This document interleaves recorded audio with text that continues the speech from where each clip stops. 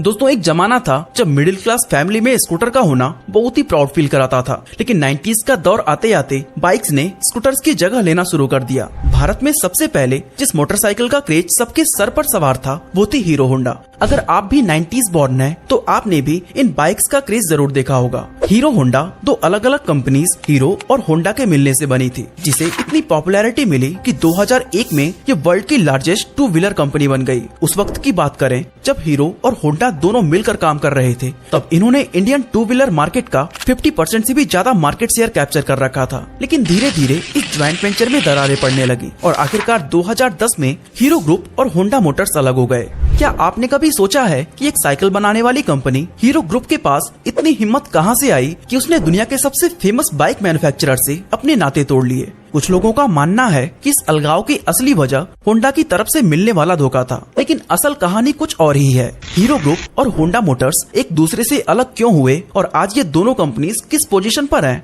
आइए डिटेल में जानने की कोशिश करते हैं। हीरो होंडा के अलगाव को जानने से पहले हमें ये जानना जरूरी है कि इनकी शुरुआत कैसे हुई थी और ये दोनों एक दूसरे से मर्ज क्यों हुए। दोस्तों हीरो होंडा की सफलता की कहानी जितनी पॉपुलर है, उससे भी ज्यादा पॉपुलर इन दोनों कंपनीज के शुरुआत और स्ट्रगल की कहानी है। अगर हम हीरो की बात करें तो इसकी शुरुआत 1956 में ब्रिजमोहन लाल मुंजाल और उनके भाइयों ने मिलकर की थी। उन्होंने बैंक से 50,000 रुपए का लोन लेकर साइकिल पार्ट्स की पहली मैन्युफैक्चरिंग यूनिट लुधियाना में स्टैब्लिश किया, जिसका नाम रखा था हीरो साइकिल्स। अब सब कुछ सही चल रहा था, लेकिन कुछ ही समय में इन भाइयों को समझ आया कि साइकिल पार्ट्स बेचने से अच्छा है कि वो क्यों ना खुद की साइकिल मैन्युफैक्चरिंग करना शुरू कर दें।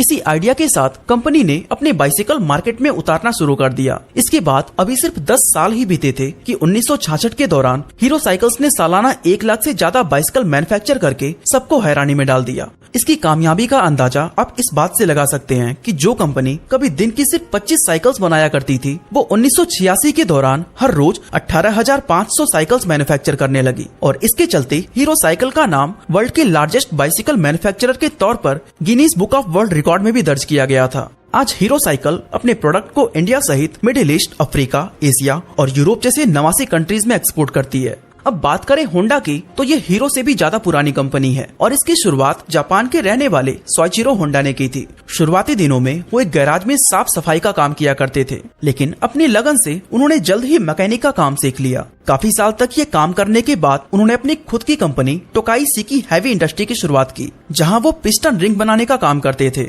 उनका ये काम काफी ठीक चल रहा था, लेकिन unfortunately Japan second world war का हिस्सा बन गया और उसी दौरान दुश्मन के हमले से सोइचिरो होंडा की ये कंपनी बर्बाद हो गई। इसके बाद इन्होंने फिर से दोबारा उस कंपनी को खड़ा किया, लेकिन अभी चीजें पूरी तरह से संभली भी नहीं थी कि 1946 में ननकाई अर्थक्वेक ने तबाही मचा दी, जिसके बाद उनकी कंपनी फिर से मलबे का ढेर बन गई। इस हादसे के बाद सोइचिरो होंडा अब पूरी तरह से टूट चुके थे और उनके पास इतने पैसे भी नहीं थे कि वो कंपनी को फिर से खड़ा कर सकें।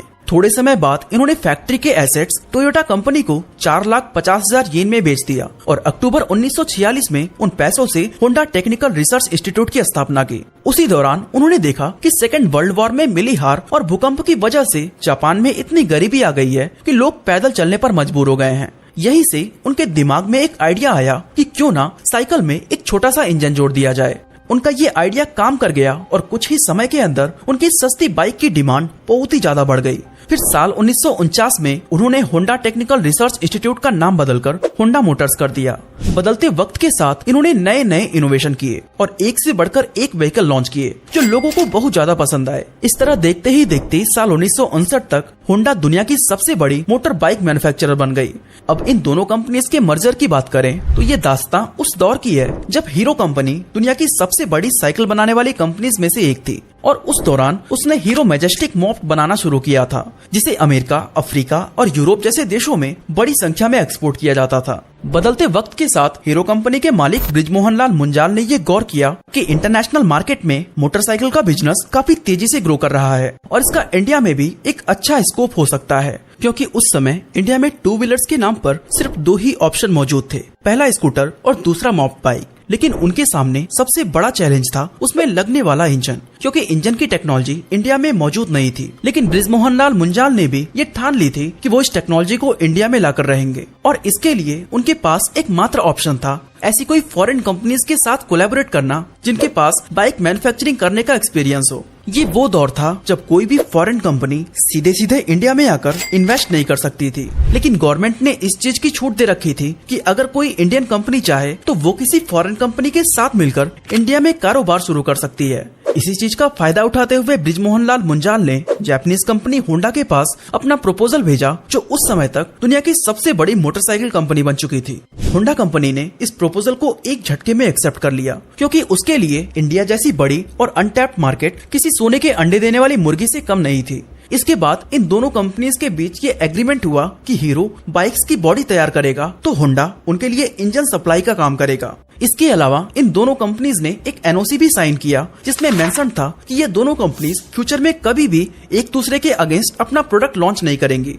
इस डील से दोनों ही कंपनीज खुश थी, क्योंकि हीरो को इंजन मिल रहा था तो होंडा को इंडियन मार्केट। बस फिर क्या था, बिना किसी देरी के हीरो होंडा का पहला प्लांट हरियाणा में लगा दिया गया और कंपनी ने साल 1985 में अपनी पहली बाइक CD100 को मार्केट में लॉन्च कर दिया। इसके लॉन्च होते ही ये बहुत ही ज्यादा पॉपुलर हो गई और इसके पॉपुलरिटी के पीछे 3 मेजर रीजंस थे, जिसमें पहला ये था कि 2 व्हीलर के तौर पर मोटरसाइकिल का ये कॉन्सेप्ट लोगों को खूब पसंद आ रहा था। दूसरा रीजन था बाइक का माइलेज, क्योंकि उस समय स्कूटर्स के मुकाबले हीरो होंडा की बाइक्स काफी ज्यादा माइलेज देती थी, जिससे लोगों का फ्यूल कॉस्ट कम हो गया। इवन कंपनी ने इस बाइक को एक टैगलाइन भी दी थी, फील इट, सट इट एंड फॉरगेट इट, यानी कि पेट्रोल भरिए, टंकी को बंद करिए और भूल जाइए। ये टैगलाइन उस दौर में खूब ज्यादा पॉपुलर हुई थी। थर्ड रीजन की बात करें तो वो था बाइक का प्राइस। इस मोटरसाइकिल को बहुत ही अफोर्डेबल प्राइस पर लॉन्च किया गया था, क्योंकि ये कंपनी मिडिल क्लास फैमिलीज या यूं कहे वर्किंग क्लास को टारगेट करना चाहती थी और इस स्ट्रैटेजी की वजह से बीतते वक्त के साथ इनकी सेल्स में कई गुना ज्यादा उछाल आता गया। पहली बाइक की सक्सेस के बाद हीरो होंडा ने साल 1986 में हीरो होंडा स्लिक लॉन्च की, फिर हीरो होंडा CD100 SS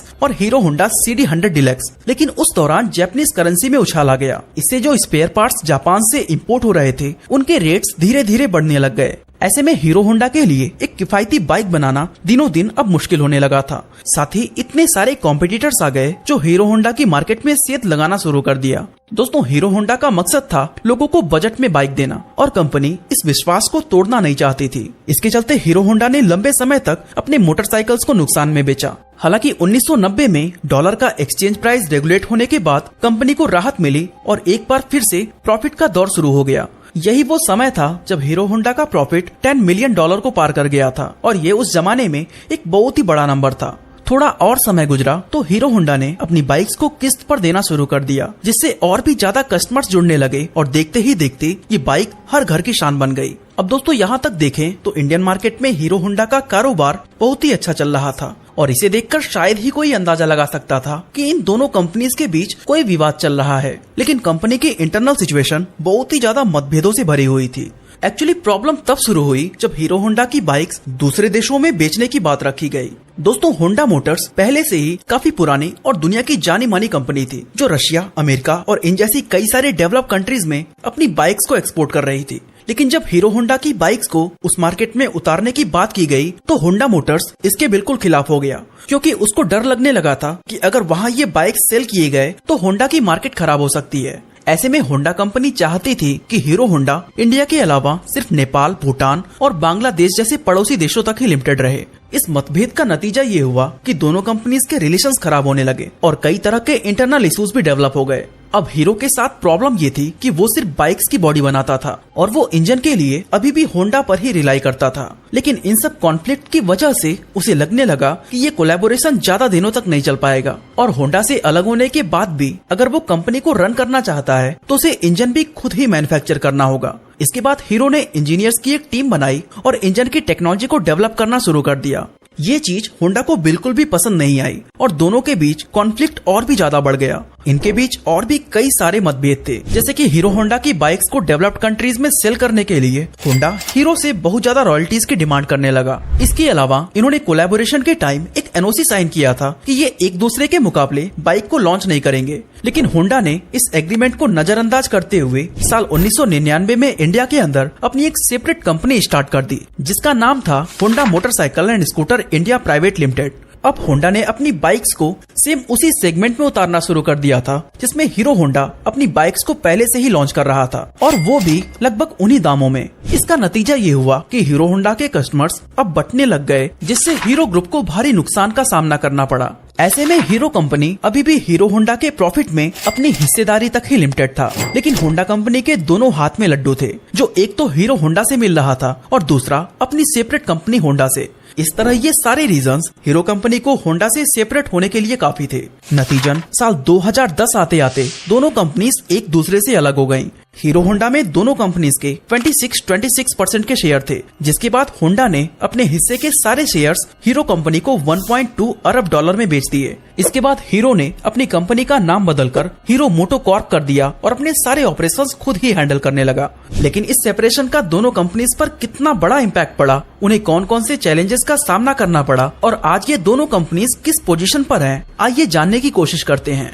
तो दोस्तों, हीरो होंडा के सेपरेशन के बीच दोनों कंपनीज के बीच एक एग्रीमेंट हुआ था कि साल 2014 तक होंडा अपने इंजन का टेक्निकल सपोर्ट हीरो को देता रहेगा। साथ ही इन 4 सालों में हीरो मोटोकॉर्प को ये परमिशन रहेगी कि वो हीरो होंडा के नाम से अपनी बाइक्स 2 व्हीलर मार्केट में उतारता रहे, एंड बदले में उसे होंडा को रॉयल्टी बोनस देना होगा। अब क्योंकि हीरो मोटोकॉर्प खुद भी अपने आप में एक बड़ा नाम था, इसलिए होंडा का नाम यूज करना उसने जरूरी नहीं समझा। अलग होने के बाद हीरो मोटोकॉर्प के सामने कई सारी चुनौतियां आकर खड़ी हो चुकी थी, क्योंकि उनके पास ना तो अपना R&D सेंटर था, ना ही मैन्युफैक्चरिंग प्लांट था और ना ही होंडा जितनी एडवांस टेक्नोलॉजी। ऐसे में उन्होंने सारे चैलेंजेस से फाइट करते हुए साल 2014 में राजस्थान के नीमराना में अपनी पहली प्रोडक्शन यूनिट एस्टैब्लिश की। 2016 में मुंजाल साहब ने जयपुर के अंदर R&D सेंटर भी खोला। इसके अलावा सर्विस नेटवर्क और सप्लाई चेन को बनाने के लिए उसमें भारी भरकम इन्वेस्टमेंट की। धीरे धीरे हीरो मोटोकॉर्प अपनी सारी कमियों को पूरा करते हुए एक बार फिर से मार्केट में छा जाने के लिए तैयार था। इसने बैक टू बैक कई सारी मोटरसाइकिल्स लॉन्च की, लेकिन हम सबको पता है कि हीरो पहले एक साइकिल बनाने वाली कंपनी थी और इसकी यही इमेज लोगों के दिमाग में प्रिंट हो चुकी थी। ऐसे में उसकी बाइक पर ट्रस्ट करता कौन, ये भी कंपनी के सामने एक बहुत बड़ी चुनौती बनी हुई थी। इससे निपटने के लिए हीरो मोटोकॉर्प ने कई सारे एड कैंपेन चलाए, यूथ को टारगेट किया और बड़े बड़े सेलिब्रिटीज को ब्रांड एम्बेसडर बनाया। वहीं अगर होंडा की बात करें तो वो उस समय तक एक बहुत ही सक्सेसफुल कंपनी थी और फाइनेंशियली स्ट्रांग होने की वजह से उसे बहुत ज्यादा चुनौतियों का सामना नहीं करना पड़ा। इसका एक रीजन ये भी था कि सेपरेशन से पहले ही होंडा ने अपनी कंपनी इंडिया में स्टैब्लिश कर ली थी, और जब ये दोनों कंपनीज अलग हुए तो उस समय तक होंडा इस मार्केट में अच्छी खासी पकड़ बना चुकी थी। अब अगर हम इसकी फाइनेंशियल कंडीशन को देखें तो बहुत ही हैरान करने वाला डेटा सामने आता है, क्योंकि 2011 में जहां होंडा की नेट वर्थ 55 बिलियन डॉलर थी, वो 2023 में घटकर 45 बिलियन डॉलर पर आ गई है। लेकिन हीरो मोटोकॉर्प की बात करें तो 2011 में इसकी नेट वर्थ 7 बिलियन डॉलर थी, जो अब 2023 में बढ़कर 7.5 बिलियन डॉलर हो गई है। अगर हम उस वक्त की बात करें जब हीरो और होंडा दोनों मिलकर काम कर रहे थे, तब इन्होंने इंडियन 2 व्हीलर मार्केट का 50% से भी ज्यादा शेयर कैप्चर कर रखा था। लेकिन आज होंडा के पास केवल 25% मार्केट शेयर है, तो वहीं हीरो ने 35% ऑफ 2 व्हीलर मार्केट अपने नाम कर रखा है। पिछले साल 2022 में हीरो मोटोकॉर्प 53 लाख 2 व्हीलर्स को बेचकर इंडिया की सबसे बड़ी 2 व्हीलर कंपनी बन चुकी है। वहीं होंडा इस लिस्ट में सेकंड पोजीशन पर आती है, क्योंकि इसने 2022 में 40 लाख 2 व्हीलर्स बेचे थे। जब ये दोनों कंपनी साथ में थी तो ये अराउंड 6000 लोगों को रोजगार दे रही थी, लेकिन आज हीरो अकेले ही 8600 से भी ज्यादा लोगों के रोजगार का सहारा बनी है। इनके 2 व्हीलर्स की क्वालिटी का अंदाजा आप इस बात से लगा सकते हैं कि 2019 में हीरो ने 78 लाख बाइक्स बेचकर दुनिया में हाईएस्ट बाइक सेल करने का रिकॉर्ड बनाया था। साथ ही ये अराउंड 10 करोड़ 2 व्हीलर्स बनाने वाली दुनिया की एकमात्र कंपनी है। एंड दोस्तों, इस डेटा से साफ जाहिर होता है कि सेपरेशन के बाद शुरुआती चैलेंजेस से लड़ते हुए हीरो मोटोकॉर्प लगातार ग्रो करता आ रहा है। बाकी इसी तरह अगर आप जानना चाहते हैं कि इंडिया के अंदर मोबाइल रिचार्ज के रेट महंगे क्यों हो रहे हैं, तो आई बटन पे क्लिक करके वीडियो को देख सकते हैं। बाकी आज के लिए बस